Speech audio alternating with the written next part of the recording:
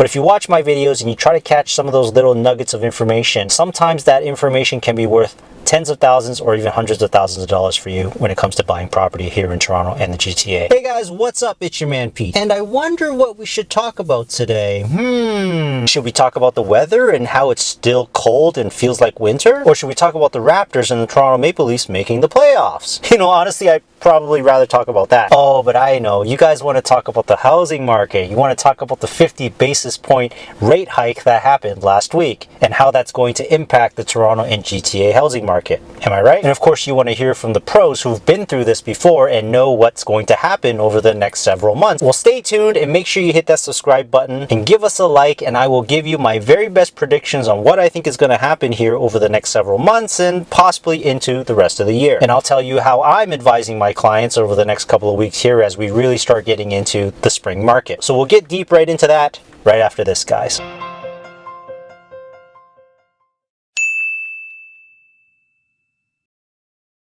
Okay, and we're back. And so for once in a very long time, we've actually gotten exactly what we asked for, or exactly what we had expected, which is that the Bank of Canada was going to raise the interest rates 50 basis points to try to battle overall inflation in the economy. And it's kind of weird. It's a little uncomfortable, right? Because usually we get surprised. Usually it's like, oh, you know, we think we're going to get a rate hike, but we don't, or it ends up being less than we thought. But this time it was right on target. You know, they followed the script exactly the way it was written, unlike me when I make my videos. So I wonder what this all means and how does this impact the Toronto and GTA housing market. So obviously the rate hikes and the policy changes, such as the increased foreign tax policy, meant that it has taken some heat and some demand out of the market here in Toronto. That's clear, that's obvious. But what we must try to figure out now, especially those of you who haven't purchased anything yet, is what's going to happen in the next several weeks. What's going to happen in the next several months here after all these changes, and will the market rebound, and when will it rebound? But of course, you guys watch my show because I have 12 years of experience in the ground in this business, knowing and seeing what's been happening.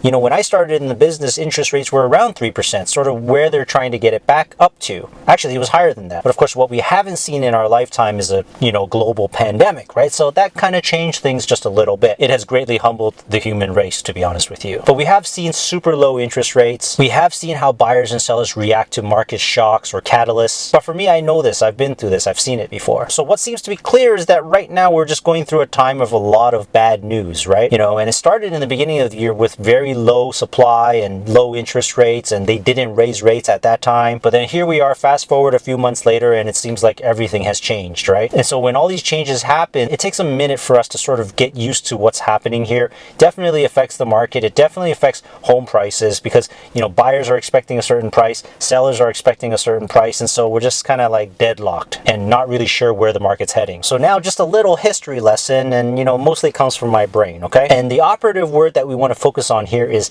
temporary. You know, these type of market change type situations, they're usually always very temporary, and they don't really last more than, I would say, maybe 4 to 8 weeks. But you know, overall, from a fundamental perspective, I'm going to stick to my guns because we certainly have a low supply of properties. Like temporarily right now, we have a higher inventory amount of homes, but just because temporarily there's more homes, it doesn't mean that prices are going to come down or they're going to crash. At best, they typically flatten out. And we know that there's a lot of people moving out here in Toronto. We know that everybody wants to buy a property, buy a house, or at least get a condo. We know that. And we're certainly not building enough for the amount of demand and for the amount of immigration that's coming into the city. And so a lot of that demand has sort of become latent, right? You know, a lot of it is sitting on the sidelines. A lot of it is sitting around waiting and seeing what's going to happen, hoping and praying for the prices to drop. But based on my experience, you know, nice, pretty homes, renovated homes in good neighborhoods, they still sell for a pretty hefty price tag. And there's still bidding wars depending on the property and the neighborhood that you're looking at. And so the homes that are generally suffering right now are the ones that have some issues with them, right? You know, for example, somebody converted a garage into a bedroom. You've got homes where their backyard is facing an apartment building in the back, or maybe there's a hydro tower close by, or maybe even a house that doesn't even have a garage at all. So frankly speaking, buyers have choice right now. They can afford to be a little bit picky, unlike it was several months ago. ago. But my advice to you as a buyer is don't be too picky, all right? Because again, if you go for the houses that are really great, really awesome, really pretty, you're still gonna have to pay a pretty penny for it. So which is worse for you? You know, sacrificing a little bit or paying top dollar? That choice is for you to make. But the market conditions are certainly a lot better to be buying right now. Maybe you can get into a neighborhood that you didn't think you could get into before, because just a mere several months ago or even weeks ago, those homes with issues would sell for way over asking. You know, they would get way more offers than they had even expected or anticipated. Where buyers are throwing money, throwing offers at these houses with super low interest rates and super low supply. And of course, the pandemic effects of needing more space and working from home, those played a significant factor in making prices go through the roof. I'll say ultimately it depends on if you're an optimist or a pessimist in this situation right now, because the amount of water is the same. It's half full and half empty. But it just so happens that right now there's a lot more glasses to choose from. And if what the Bank of Canada and the Fed in the US is saying is true, that they will continue to raise rates to try to get it up to, I don't know, 2.5%, 3%, then obviously it's cheaper now and there's more inventory to look at. Am I right? That's the optimist's point of view. The pessimist's point of view, they think that home prices are going to keep going down because interest rates are going to keep going up. You know, typically that's how the amateurs in this business think. And some buyers are salivating at the thought of having higher interest rates so that home prices will come down.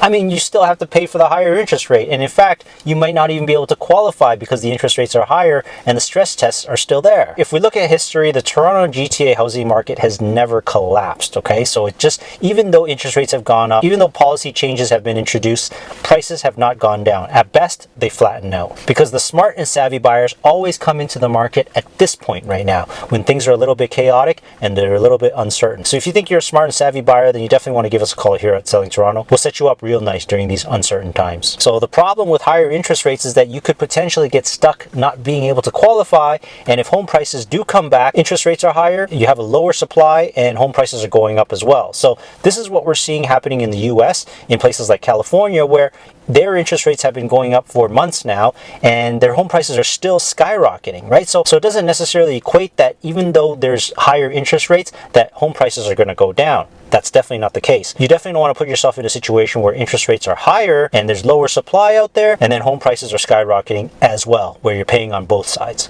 Currently, right now here in Toronto and GTA, interest rates are not that bad. Yes, they've gone up and they've shaved off some of that demand. And depending on the neighborhood, some houses have actually gone down probably about 100 to 150,000 from where they were at the peak. But there might come a time here in Toronto and the GTA where interest rates are higher and home prices are higher. So this is something that you really want to think about seriously, as this is a really opportune time to make a move, because you don't want to be that buyer who's coming late to the party and then realize a couple months later that you should have moved in earlier. That's why you watch my channel. That's why you work with us here at Selling Toronto, so you can make smart and strategic moves. Don't be that buyer, and I don't let that happen to my clients. And then something that you should also keep in mind is that when people have houses, out of 100% of houses, you probably have 60 to 70% of the people who don't absolutely or necessarily have to move. Some of them are just testing the market, right? If the conditions are good, then they'll sell. If the prices are good, then they'll sell. They could also continue to stay and live in the property, or they could also rent it out and decide to sell it at another time. But when you're a buyer, you don't really have that many options. So you have to be very strategic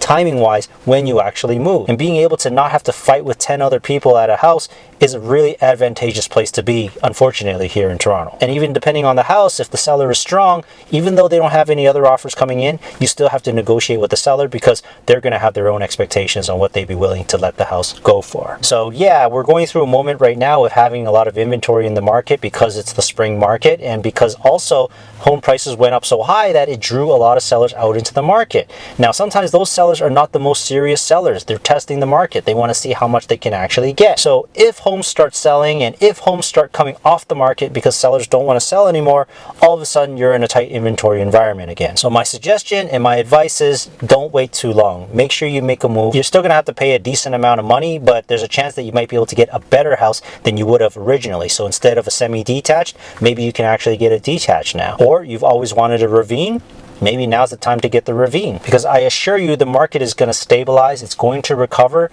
and it might start running up a lot faster than you think. It might coincide with the weather and the temperature, frankly speaking. So if you want to bet against the Toronto and GTA housing market, you know what, I'm happy to take those bets. So if you still believe in the fundamentals long term of this city and this country, then you will know that the market will recover and it will come back probably stronger than ever, because the level of interest in real estate here in Toronto and GTA is just simply insatiable. It's just a matter of whether people are sitting on the sidelines or ready to make a move. So if you're an optimist and you're thinking on the same side as me, you got to think that this is a pretty good opportunity right now. Now is the time to be deal hunting. Now is the time to be putting in offers and testing sellers and just seeing how motivated they really are to sell their home. And I promise you, 6 months down the line, you won't regret that decision. So thanks again for watching, everyone. I really appreciate you all. Please make sure you hit the subscribe button. We're trying to hit 5,000 subscribers. So if you think you got a good grasp of what I talked about in this video, you understand economics a little bit, and you're ready to make a move, then feel free to contact us here. We'll see if you're going to be a good fit for us here at Selling Toronto, and we'd be happy to represent you if you are ready to buy or sell a property here in 2022. Because you know you're rocking with the best when you work with Pete Lee at Selling Toronto, right? It's just a matter of,